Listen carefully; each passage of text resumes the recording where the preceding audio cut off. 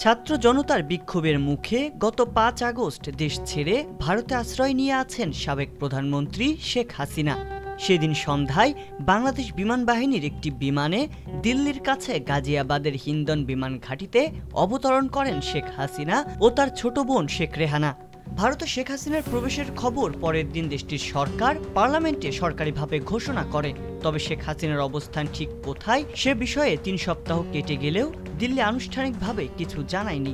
বিভিন্ন সূত্র থেকে জানা যায় শেখ হাসিনা ভারতে প্রবেশের প্রথম রাত হিন্দন বিমান ঘাঁটির ভিআইপি লাউঞ্জে কাটালেও পরদিন তাকে গাজিয়াবাদের আধা সামরিক বাহিনীর একটি সেফ হাউসে নিয়ে যাওয়া হয়। তবে সেই সেফ হাউসেও এখন নেই শেখ হাসিনা।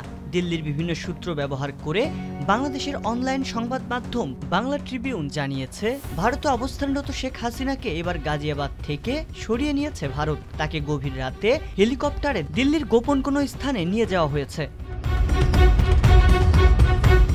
গাজিয়াবাদের সেফ হাউস থেকে সরিয়ে নিয়ে এসে গভীর রাতের অন্ধকারে রাজধানী দিল্লিরই কোনো গোপন ঠিকানায় মুভ করানো হয়েছে শেখ হাসিনাকে। তিনি এখন আর উত্তরপ্রদেশে না, রয়েছেন দিল্লিতেই। আর তাকে সরিয়ে নেওয়া হয়েছে কোনো গাড়ি বহরে নয়, হয়েছে আকাশপথে হেলিকপ্টারে চাপিয়ে। তবে ভারত শেখ হাসিনাকে ঠিক কোথায় সরিয়ে নিল সেটি নিশ্চিত হওয়া যায়নি।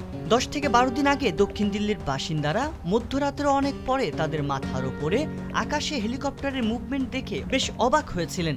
অত রাতে দিল্লির আকাশে হেলিকপ্টারের চলাচল কোনো স্বাভাবিক ঘটনা নয়। কিন্তু পূর্ব দক্ষিণ দিল্লির একাধিক জায়গা থেকে শহরবাসীর কেউ কেউ এই দৃশ্য দেখেছেন। অবশ্যই ঘটনার সাথে অন্যান্য ঘটনা মিলিয়ে দেখে বিশেষজ্ঞরা মোটামুটি নিশ্চিত ধারণা করেছেন যে সেই দিন ওই হেলিকপ্টারে করেই শেখ হাসিনা ও শেখ রেহানাকে দিল্লিতে নিয়ে আসা হয়েছিল।